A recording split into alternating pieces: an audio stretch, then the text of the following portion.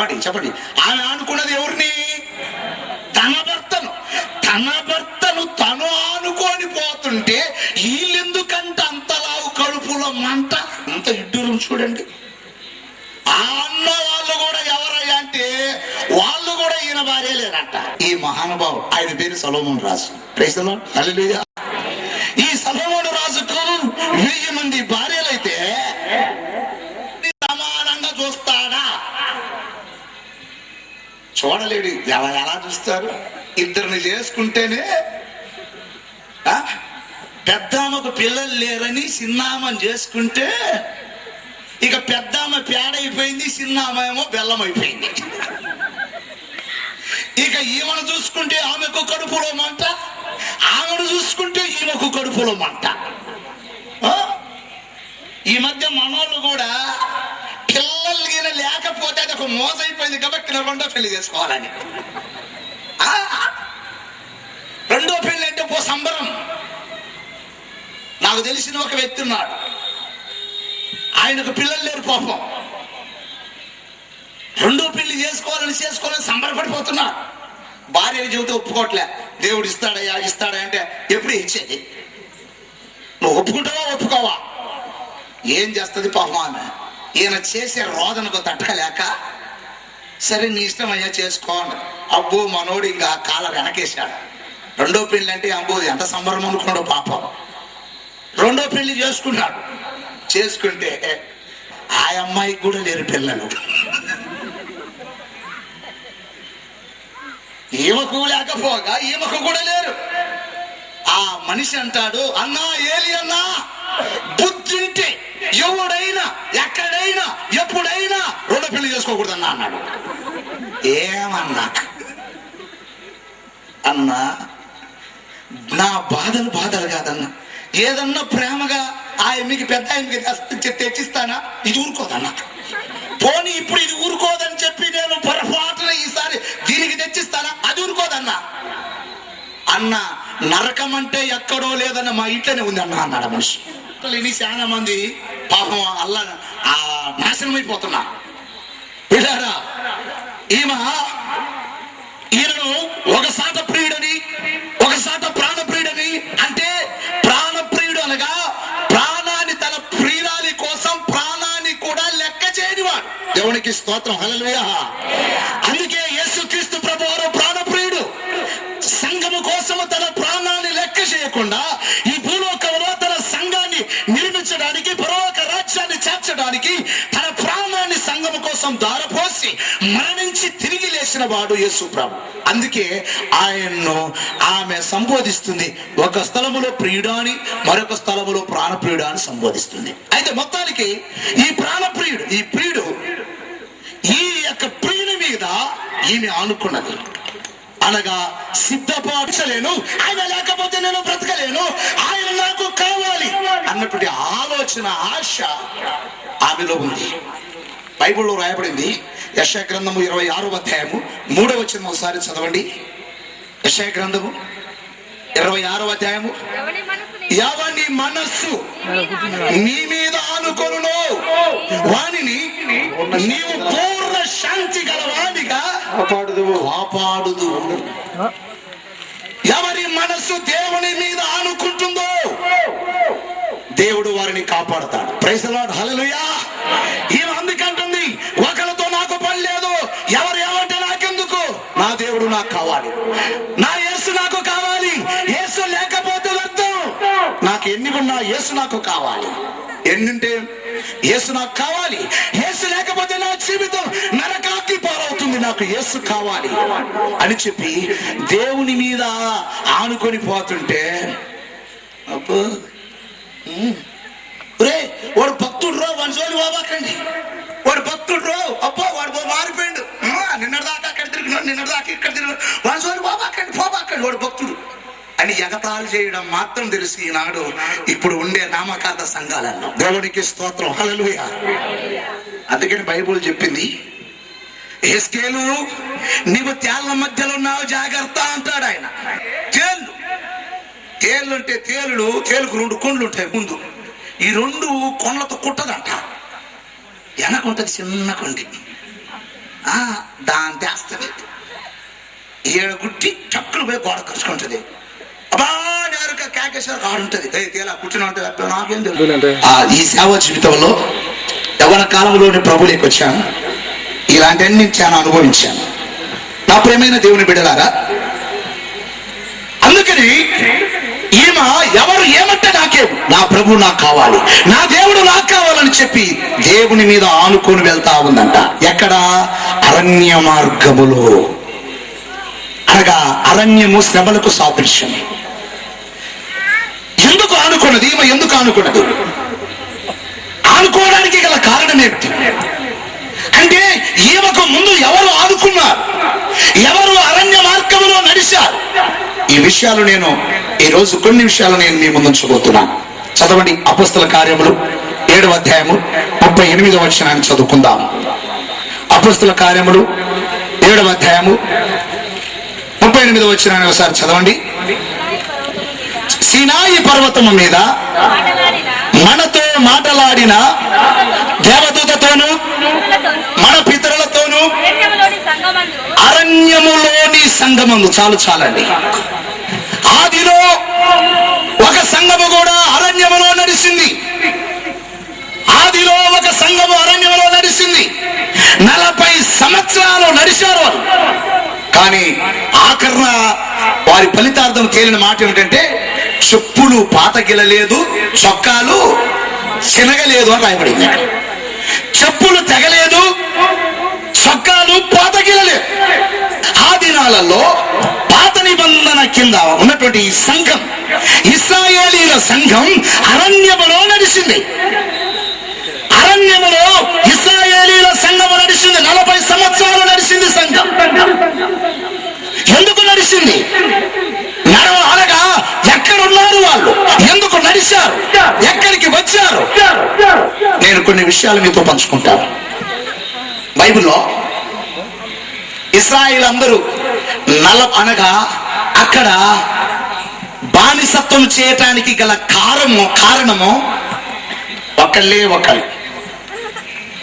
400 సంవత్సరాలు ఇశ్రాయేలీలు ఐగుప్తులో బానిసలుగా బ్రతికారు. దానికి గల కారణం ఏమిటయ్యా అంటే, ఒక్కడు చేసిన పొరపాటు. ఒక్కడు. ఆ ఒక్కడు ఎవరంటే అబ్రహాం. అబ్రహాము చేసిన తప్పిదాన్ని బట్టి ఏమయ్యా అబ్రహాం అట్ట చేసినారని అంటారేమో. తర్వాత చదువుకోండి ఆదికాండము 15వ అధ్యాయంలో. తర్వాత చదువుకోండి ఆదికాండం 9వ అధ్యాయం. తర్వాత చదువుకోండి. అక్కడ రాయబడిన మాట ఏమిటంటే, అబ్రహామును దేవుడు పిలిచాడు. ఆయన ఒక విగ్రహారాధికుడు, ఆయన సూర్య వంశస్థుడు. అలాంటి వాడిని దేవుడు పిలిచాడు. కారణం ఏమిటంటే, ఆయన ద్వారా ప్రపంచములో విగ్రహారాధన బయలుదేరింది. అందుకే దేవుడు చూశాడు, ఏ వంశము ద్వారా నన్ను కాకుండా ఈ సృష్టిని పూజించేటట్లుగా చేస్తున్నారో అదే వంశములో నేను పట్టుకుని ఆ వ్యక్తి ద్వారా సృష్టికర్తలైన నేను అందరికి తెలియబడాలనుకున్నాడు దేవుడు. దేవునికి స్తోత్రం, హల్లెలూయా. అందుకని అబ్రహామును పట్టుకున్నాడు, అబ్రహామును పిలిచాడు. అబ్రహాం బయటకు వచ్చాడు. మనందరికీ తెలిసిన విషయాలే. అబ్రహాముని నేను ఆశీర్వదిస్తానన్నాడు. ప్రభువానికి వందనాలు అన్నాడు. చూస్తున్నాడు. చాలా రోజుల తర్వాత ఆయనకు ఆ సంతానం లేదు. దేవుడు అప్పుడప్పుడు అబ్రహాం అంటున్నాడు, ప్రభువా, దేవుడు ప్రత్యక్షమైనప్పుడు అలా అంటున్నాడు, ఇదిగో నువ్వు నన్ను ఆశీర్వదిస్తానంటున్నావు, ఏదయ్యా ఇంతవరకు నాకు సంతానం లేదే అని చెప్పి అంటున్నప్పుడు అబ్రహాం అన్నాడు, నేను మాట ఇచ్చిన దేవుడు మాట తప్పేవాడు కాదు, నేను మాట ఇచ్చి నెరవేర్చువాడు. ఇదిగో నాకు ఒక బలిపీఠాన్ని కట్టు. ఆ బలిపీఠం మీద నేను చెప్పినట్టుగా ఒక కోడెను, ఒక మేకపోతును, ఒక పొట్టేలును, ఒక పౌరపు పిల్లను, ఒక బెల్లగోను 5 తీసుకుని వచ్చి దేని ఖండమున దాన్ని ఖండించు, నేను అప్పుడు వచ్చి నీకు ప్రత్యక్షమే నేను మాట్లాడతానన్నాడు. అబ్రహాం అలాగని చెప్పి ఒక బలిపీఠాన్ని ఇలా కట్టాడు. కట్టిన తర్వాత కోడెదూడను ఖండించాడు, మేకపోతును ఖండించాడు, ఆ పొట్టేళ్లను ఖండించాడు. అవి దేవునికి పవిత్రంగా అర్పించిన బలి ఇప్పుడు ఈ గ్రద్దలు వాలితే అపవిత్రమైపోతాయి. ఇప్పుడు ఆ గ్రద్దలు వచ్చి వాటి మీద వ్రాలబోగా ఈయన అబ్రహాం గారు అంట ఇషో తోలుతుండే ఆయన. మీకు వెళ్ళి ఆ గద్దలు చూసారా? బోరవలు అంటాం మేము. మరి ఇంతలా ఉంటాయి. ఇంతకు ముందు ఈ ఎనుములు ఈ గొడ్లు చస్తే ఎక్కడి నుంచి వస్తాయండి? మండ్య మందలాగా వస్తాయి, ఇంతలా ఉంటాయి. అవి మేము ఎక్కువ, నేను స్కూల్లో చదువుకునేటప్పుడు ఎలిమెంటరీ స్కూల్లో ఉన్నప్పుడు మా స్కూల్ కానీ వేస్తారు, ఎలిమెంటరీ స్కూల్ కానీ అగే చచ్చిపోయినట్టు. ఈ బోరలు ఇంతలా ఉంటాయి, వస్తాయి. వచ్చి తింటా ఉంటే మేము సరదాగా తీసుకుపోయి నేను రాయి తీసుకొని వేస్తా, ఒకదాన్ని కొడితే పఠాన్ తగ్గుతుంది. అయినా అటంటది కానీ ఎగిరిపోదు, ఎంత కొట్టినా అటంటది. అంటే దానికి అంతలో రాయితో కొడితే నా చేతి కొంది కొడితే దానికి దెబ్బలేదు. అది ఆ నుంచి అట్ట ఎగురుతుంది తప్ప లేచిపోదు. అంతలో బలమైన ఆ గద్దలు.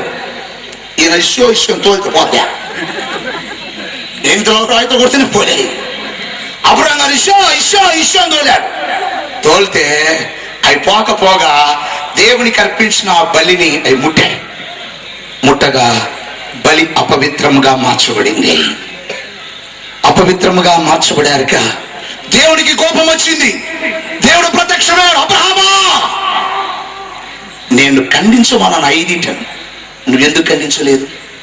నేను చెప్పిన మాటను నెరవేర్చలేదు కనుక నేను నీకు మాట ఇచ్చిన మాట వాస్తవం, నీకు సంతానాన్ని ఇస్తానన్న మాట వాస్తవం, నీకు సంతానాన్ని ఇస్తాను. కానీ నీ సంతానము 400 సంవత్సరాలు తమ కాని దేశంలో బానిసలుగా బ్రతుకుతారని చెప్పి, తర్వాత అబ్రహాంకి ఇస్సాకు పుట్టాడు, ఇస్సాకు యాకోబు పుట్టాడు.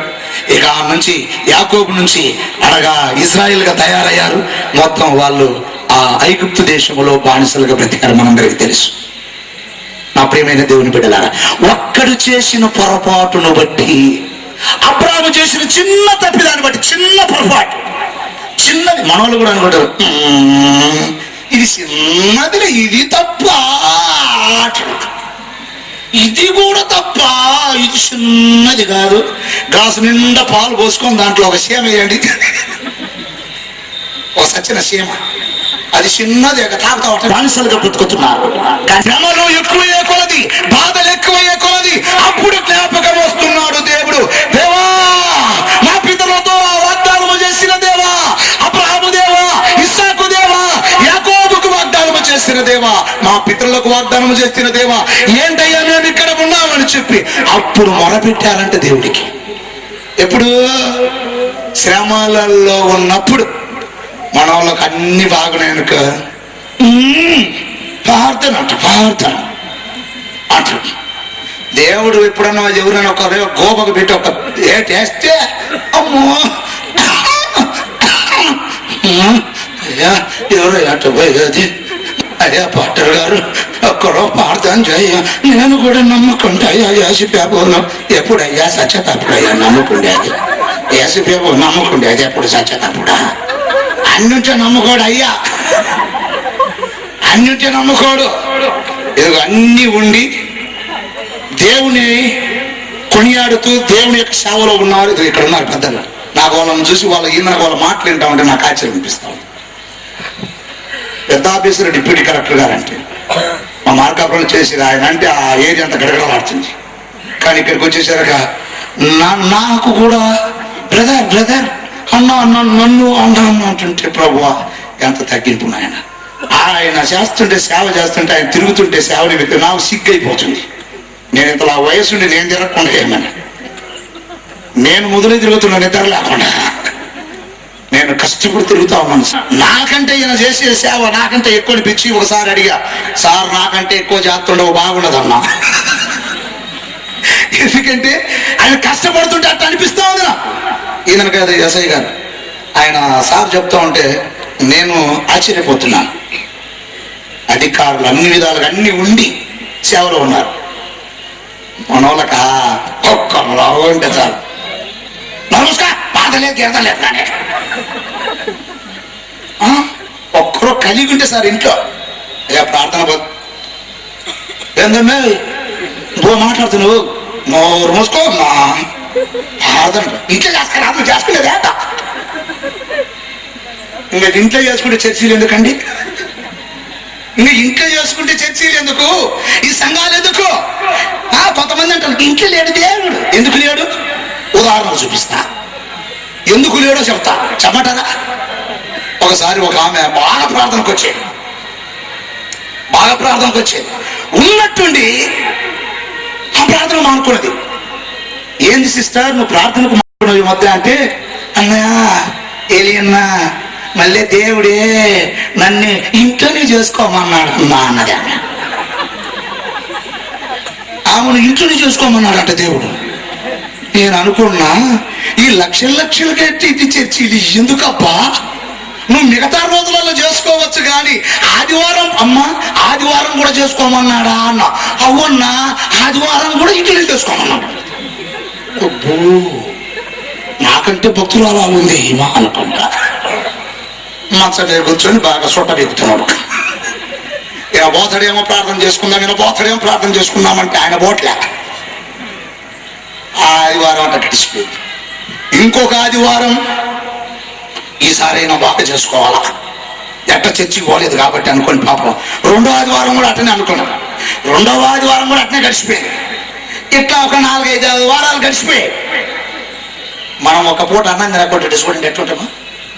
ఏమండి అన్నం తినలేదనుకో, ఒక ఉపవాసాలు 3 రోజులు ఉన్నామనుకో, నీరసం ఉందక్క, నీరసం. అవునా కాదా? నీరసమేనండి. అట్లనే మరి శరీరానికి ఆహారం పడకపోతే అంత నీరసమైతే ఆత్మకు ఆహారం పడకపోతే నీరసమైపోతే పోదా? ఈ నీరసం ఎట్లుంటే తెలుసునా?